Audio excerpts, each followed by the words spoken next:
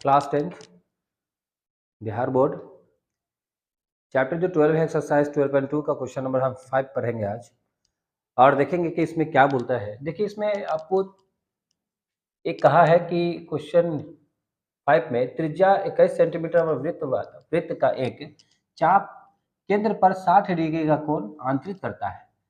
ज्ञात कीजिएगा इसी के आधार पे कि चाप की लंबाई क्या होगी। चाप द्वारा बनाए गए त्रिज्याखंड का क्षेत्रफल निकालिए। संगत जीवा द्वारा बनाए गए वृत्तखंड का क्षेत्रफल निकालना है। इसका मतलब क्या है?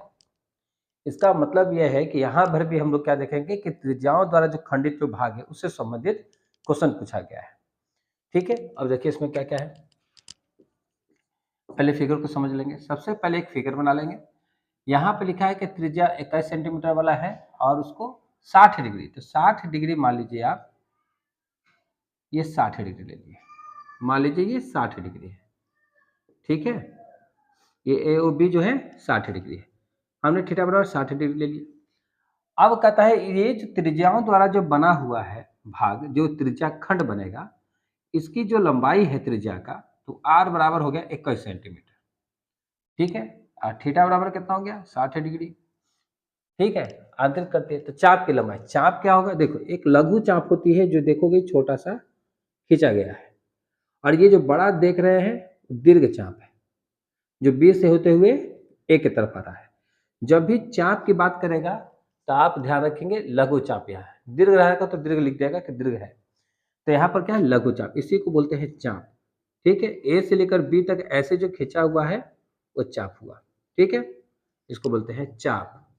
जो प्रकार के द्वारा जो प्रकार लेते हैं ना, प्रकार के द्वारा जो ऐसे खींचते हैं छोटा सा, तो छोटा सा जब खींचेंगे तो उसको देखेंगे, उसको कहेंगे लघु चाप, और जो बड़ा सा खींचते हैं उसके मुकाबले तब तो उसको बोलते हैं दीर्घ चाप।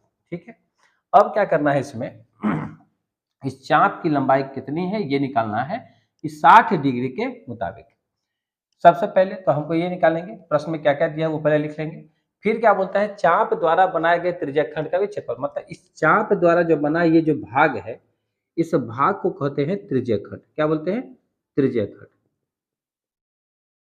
त्रिज्याखंड, ये त्रिज्याखंड हुआ। फिर कहता है कि एक संगत जीवा द्वारा बनाए गए वृत्त का है ना, वृत्त खंड का क्षेत्रफल, मतलब संगत जीवा, इसके द्वारा संगत जीवा जो बनेगा ऐसे, और ये जो भाग है इस भाग को बोला गया है संगत जीवा, मतलब जीवा के साथ जो बनाया गया जो वृत्त खंड है इसको बोलते हैं लघु खंड। क्या बोलते हैं? लघु खंड। ये ध्यान रखना है कि आपको तीसरा में लघु खंड निकालना है, दूसरा में त्रिज्याखंड, और पहला में चाप की लंबाई। ये सब ध्यान रखिएगा। क्वेश्चन में जब भी आपको दिया जाएगा तो आपको कोशिश करना है कि क्वेश्चन को समझने का कोशिश करना है। देखिए नहीं समझिएगा तो फिर आप ही को दिक्कत होगा। तो कोशिश करना क्या है कि क्वेश्चन को समझ कर हमको बनाने का होगा। दूसरी बात, टाइमिंग ध्यान रखना है कि टाइमिंग क्या होना चाहिए, स्पीड होना चाहिए, कैलकुलेशन बढ़िया होना चाहिए। तो चलिए बनाते हैं इसको। सबसे पहले प्रश्न में दिया गया है, दिया गया है कि इसमें क्या लिखेंगे, क्या दिया है, त्रिज्या।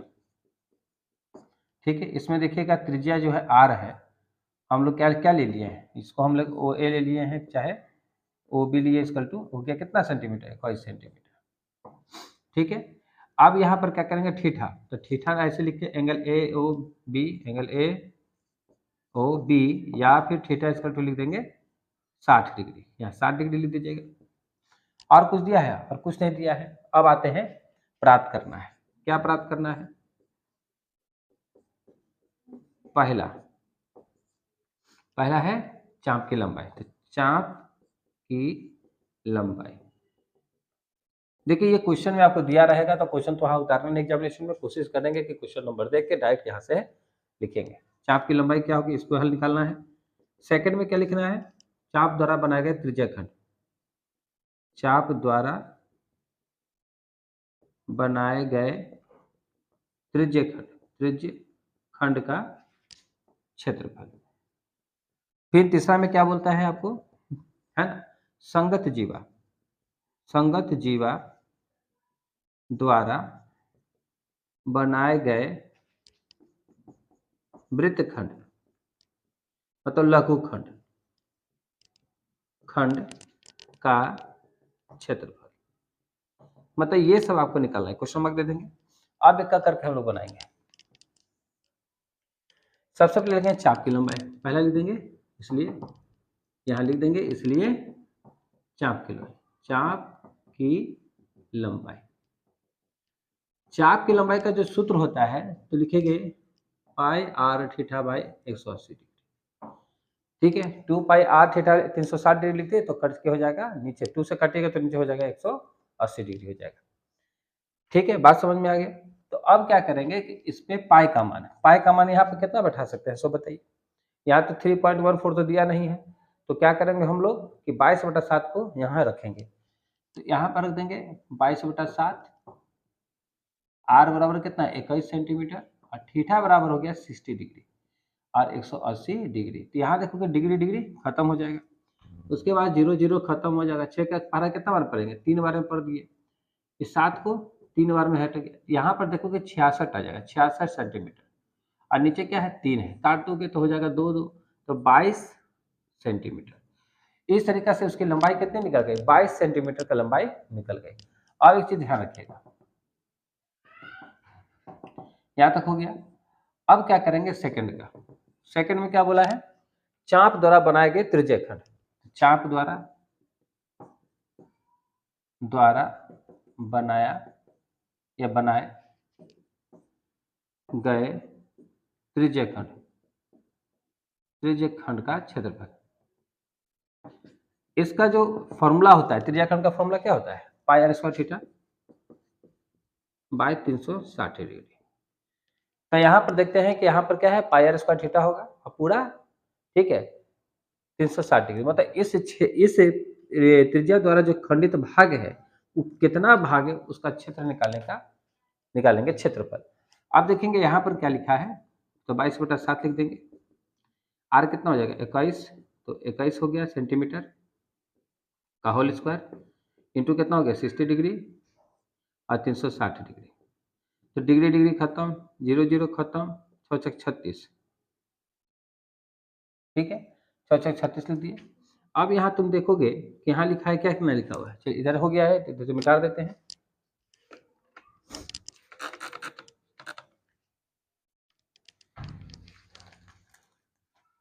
ठीक है, अब इसमें क्या करेंगे हम, कट गया, अब कितना बचा, इसके नीचे लिख दे, यहाँ लिख दे, तो वहां बच गया 22 हो गया, तो 22/7 हो गया। ठीक है, अब उसके बाद क्या करेंगे, 21 को 2 भाग में बांट दिए, सेंटीमीटर स्क्वायर हो गया, ठीक है, और नीचे क्या हो गया 6 हो गया। तो इसको कितना बार में काटेंगे, 3 बार में, 3 से कितना बार में 2 बार में, 2 से इसको काटेंगे 11 बार में। अब 11 को क्या करेंगे 21 से सेंटीमीटर स्क्वायर गुना कर देंगे, तो कर लो भाई।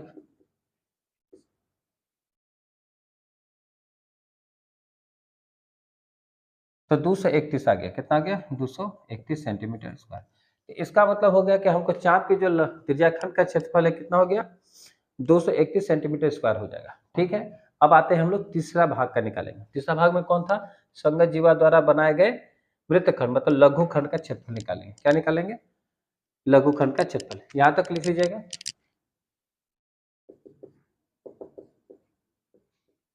ठीक है, बात समझ गए। तो ये आपका हो गया किसका, इस सेकंड का ही भाग ये है। ठीक है, अब बनाने जा रहे हैं थर्ड का। थर्ड में देखेंगे, इरेज कर दें,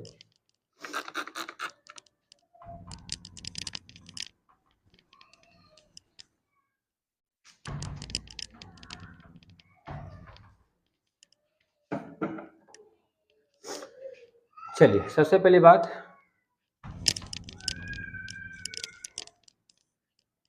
थर्ड नंबर का। थर्ड नंबर में कहता क्या है,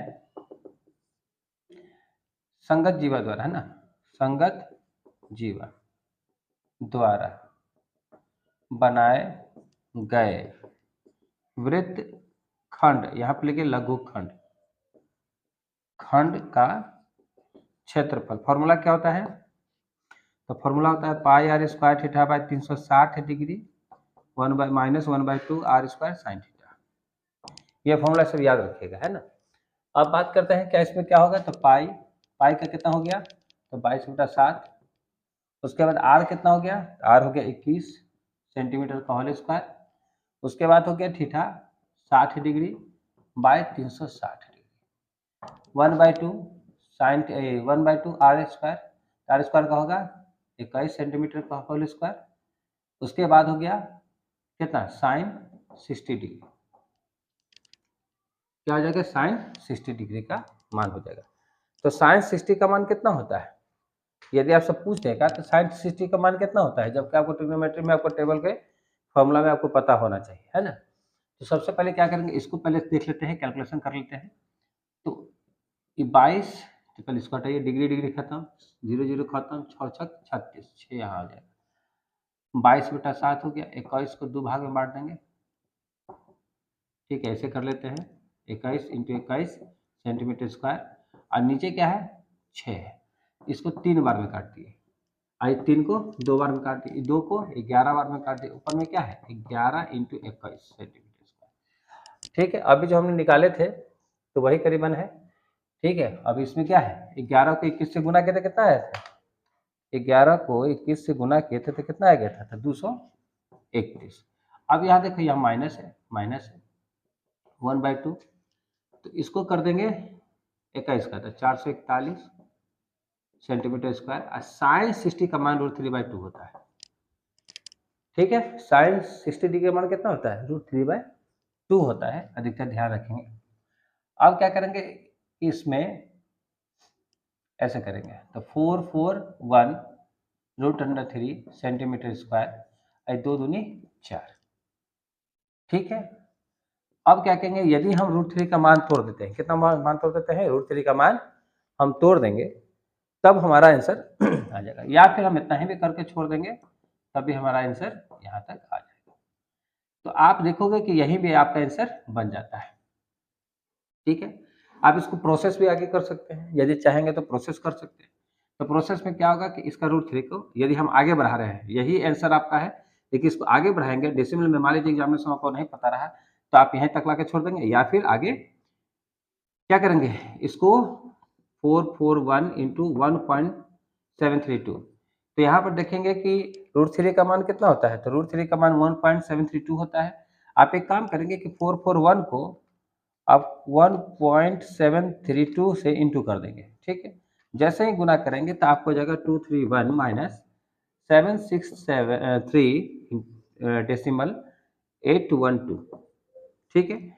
और यहाँ देखेंगे डिवाइड बाय 4 है, 4 रखेंगे, और जैसे डिवाइड से हम 4 से करेंगे तो यहाँ पर आपको हो जाएगा 190,231, तो यहाँ पर लिखे 190.953। अब इसको क्या करेंगे, हम सब्ट्रैक्ट कर देंगे, ठीक है। कितना में कर देंगे, 231 में हम माइनस कर देते हैं 190.953। जैसे ही करेंगे तो इसमें हमको मिलेगा 40.047 सेंटीमीटर स्क्वायर, तो लगभग यहाँ हम डेसिमल में ला के खड़ा कर दिया। इस कंडीशन से भी आप क्या कर सकते हैं, एक तो आंसर आपको यहीं पर आके खत्म हो जा रहा है, दूसरा जो है डेसिमल में है तो यहाँ खत्म हो रहा है। तो आपको जो भी लगता है कि आपको आगे तक ले जाना है तो आगे तक ले जाइए, इसको बनाइए, ठीक है। कोशिश करेंगे कि ये ध्यान रखेंगे, इस एक क्वेश्चन से आपको 3 क्वेश्चन लेकर चलना है। याद रखना है कि एग्जामिनेशन में टाइम थोड़ा सा लेगा, लेकिन कोशिश करेंगे कि इसको अच्छा से बेहतर से हल करेंगे, ठीक है। बात समझ में आ गया। तो इस तरह से क्या करना है, फॉर्मूला को भी याद रखना है। देखिए फॉर्मूला नहीं बनाइएगा तो मेंसुरेशन में थोड़ा दिक्कत होता है, बनाते बनाते ही याद होता है फॉर्मूला। दूसरी बात है क्या कि बिना फॉर्मूला का मैथमेटिक्स में थोड़ा प्रॉब्लम होता है, इसलिए ध्यान रखेंगे फॉर्मूला को, कैलकुलेशन के लिए टेबल, स्क्वायर, ये सब याद रखिएगा, ठीक है। इसको बनाइए, उतारिए।